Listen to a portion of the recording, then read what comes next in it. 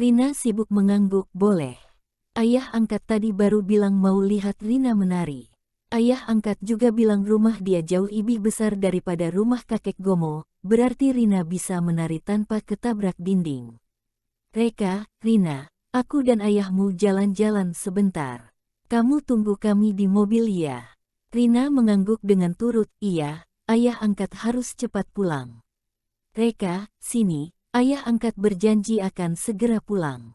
Reka turun dari mobil, melambaikan tangannya kepada Lone Wolf. Lone Wolf, aku beri kamu sebuah tugas, bantu aku jaga anak sebentar. Lone Wolf merasa sakit kepala. Tuan Agung Valkyrie, mendingan Anda meletakkan aku ke tempat perang untuk membunuh musuh saja. Cara jaga anak-anak, Anda tidak pernah mengajarnya. Lone Wolf memaksa dirinya masuk ke dalam mobil, tersenyum dengan kaku, bayi kecil, paman nyanyikan lagu untukmu ya. Kambing gembira, kambing cantik, kambing mendidih, kamu lihat apakah aku terlihat seperti serigala? Wah, jangan nangis, tolong jangan nangis. Reka mengeluarkan sebatang rokok dan memberinya kepada Draven. Draven, abangmu ini memandang rendah kamu. Draven berkata dengan wajah bersalah, Bang, aku tidak berguna. Reka, kamu salah paham maksudku. Apakah kamu tahu, di masa hidupku yang paling putus asa, ada seorang gadis memberitahu aku bahwa hidup adalah harapan. Karena kata-kata dia ini, aku baru bisa berubah menjadi aku yang hari ini. Beberapa saat lagi aku sudah mau menikah dengan gadis itu. Sementara kamu, cuman penyakit kecil saja kamu sudah mempersiapkan diri untuk mati. Wajah dan telinga Draven segera memerah. Bang, direktur rumah sakit memberitahu kamu masalah aku menderita penyakit kanker. Reka menggelengkan kepala, bukan, aku sadar sendiri. Draven menghela nafas panjang, Bang, sel kanker sudah menyebar ke seluruh tubuhku.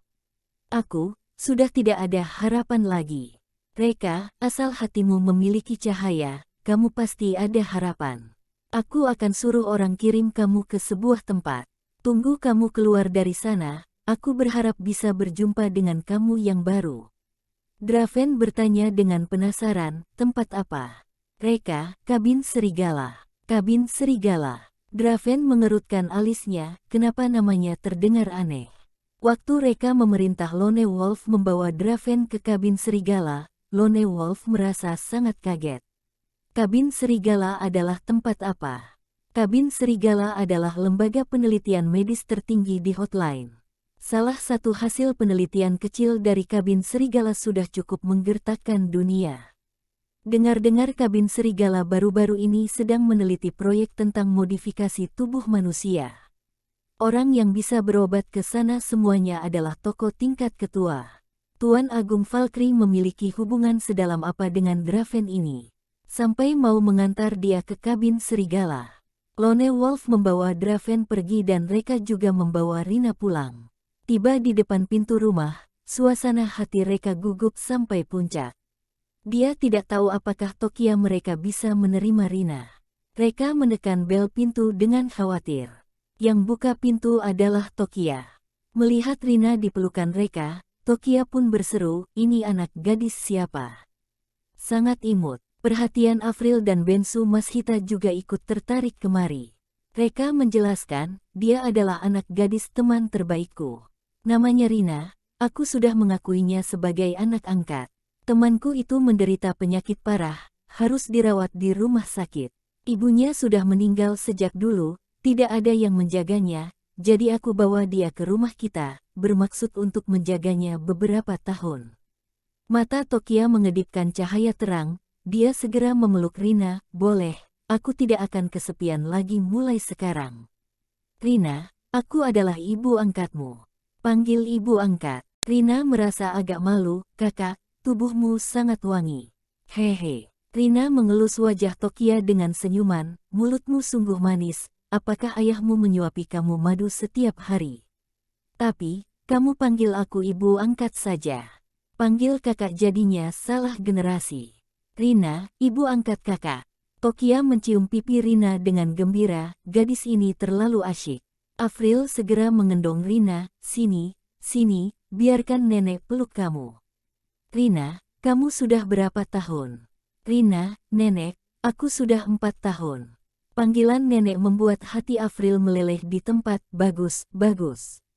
Gadis ini benar-benar sangat menarik kesayangan orang. Bensu Mashita pun segera mengulurkan tangannya, sini, biarkan kakek juga memelukmu. Afril melarangnya, kumismu itu, jangan sampai kena kulit anak kecil. Iyakah? Bensu Mashita menyentuh kumisnya sendiri, sibuk berlari ke kamar untuk mencukur kumis. Setelah itu dia berlari keluar dan berkata, sini, biarkan kakek memelukmu. Kakek sudah cukur kumis. Sekeluarga ini merebut untuk mengendong Rina, semuanya sangat menyukai Rina. Rasa asing Rina pun segera menghilang, panggilan, nenek, kakek, ibu angkat kakak, Rina membuat Tokia sekeluarga sangat bahagia. Rina bahkan menari untuk semua orang, sampai semua orang tertawa dengan bahagia. Afril takut Rina kecapean, sehingga dia menghentikan Rina setelah dia menari sejenak. Beni tahu nenek, kamu mau makan apa? Nenek masak untukmu. Rina berkata dengan nada suara hati-hati, aku ingin makan mie instan, bolehkah? Afril mengerutkan alisnya, mie instan. Rina, biasanya di rumah kamu makan apa saja? Rina, makan mie, makan roti kukus celup garam.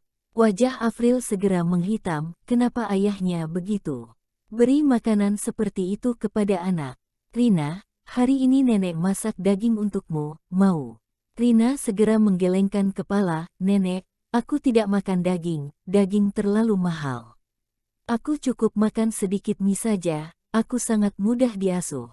Air mata Afril mengalir, aduh, gadis ini menjalani kehidupan seperti apa sebelumnya. Ayo, Rina, nenek belikan kamu daging, belikan kamu mainan. Bensu juga tampak sangat marah, tidak pernah lihat orang tua seperti itu, ini sama saja seperti sedang menyiksa anak kecil, kalau dia masih begitu terus, kita jangan kembalikan Rina kepadanya saja. Aku mengasuh Rina. Takut Afril dan Bensu marah, mereka segera menjelaskan, ayah, ibu, jangan marah. Ayah Rina hanya seorang pekerja migran, kondisi keluarganya memang tidak bagus, dia bukan sengaja menyiksa anak kecil. Bensu, kalaupun miskin juga tidak boleh begitu. Seberapa miskin pun tidak boleh memengaruhi anak. Pasangan tua keluar dari rumah dengan marah. Afril mengendong Rina, menyerahkan kepada Bensu ketika merasa kecapean. Sama sekali tidak tega membiarkan Rina jalan sendiri. Tokia pergi ke kamar tidur untuk mengemas kasur, malam ini aku temani Rina tidur saja. Tidak tahu apakah dia memiliki kebiasaan mengenal kasur.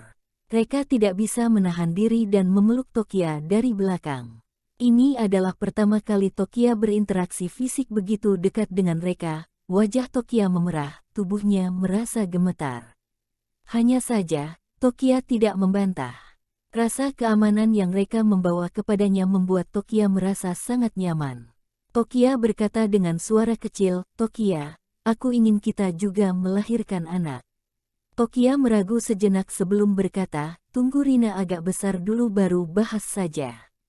Ada anak angkat ini aku sudah merasa sangat bersyukur. Tokia sangat membantah dengan masalah memiliki anak. Dia merasa anak akan membataskan kebebasannya dan memengaruhi kariernya.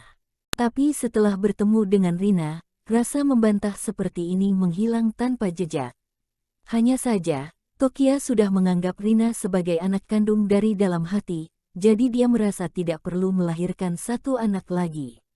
Reka mengangguk, ikuti sesuai kata-katamu saja. Tidak lama kemudian, Bensu dan Afril pulang bersama Rina. Mereka membeli setumpuk barang, semuanya adalah barang dan mainan untuk anak kecil. Bahkan semuanya adalah mereka terkenal. Pasangan tua yang biasanya selalu bersikap hemat ini sangat rela menghabiskan uang untuk Rina. Rina merasa sangat gembira, fokus bermain mainan barunya. Sampai Rina merasa capek, Tokia baru membawa dia pergi mandi. Waktu mandi, Rina berkata dengan nada suara hati-hati, ibu angkat kakak, apakah aku boleh diam-diam memanggil kamu ibu? Pertanyaan Rina ini membuat Tokia menangis. Seperti yang dikatakan pepatah, anak yang tidak memiliki ibu itu bagai rumput. Tokia segera berkata, Rina, mulai sekarang jangan panggil ibu angkat lagi. Langsung panggil ibu saja. Rina tersenyum dengan gembira, ibu sangat baik. Setelah Rina selesai mandi, Reka diam-diam memanggil Rina ke sebuah sudut. Rina, apakah kamu boleh membantu ayah angkat? Rina mengangguk, boleh. Reka, nanti ibu angkat akan tidur sambil peluk kamu. Nanti kamu bilang saja, minta ayah angkat juga tidur bersama kalian. Boleh. Rina mengedipkan matanya yang besar, boleh. Dalam waktu singkat, Tokia sudah selesai mandi. Dia berjalan keluar dengan baju tidur yang longgar. Wangi tubuhnya yang enak dicium, tampak indah dan lezat. Reka ingin memeluknya. Tokia mengendong Rina ke atas tempat tidur. Rina, malam ini ibu tidur sambil memelukmu, mau? Rina mengangguk, mau. Ibu, ceritakan dongeng kepada Rina. Tokia tersenyum, boleh, ibu tahu banyak dongeng. Rina tiba-tiba berkata lagi, ibu, biarkan ayah juga tidur bersama kita saja.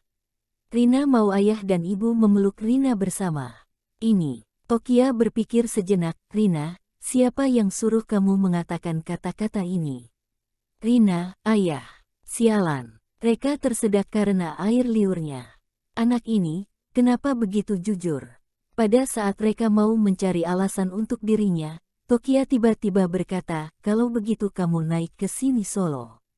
Reka merasa sangat gembira. Tokia mengizinkan dia naik ke atas tempat tidur. Hal ini telah membuktikan bahwa Tokia telah menerimanya.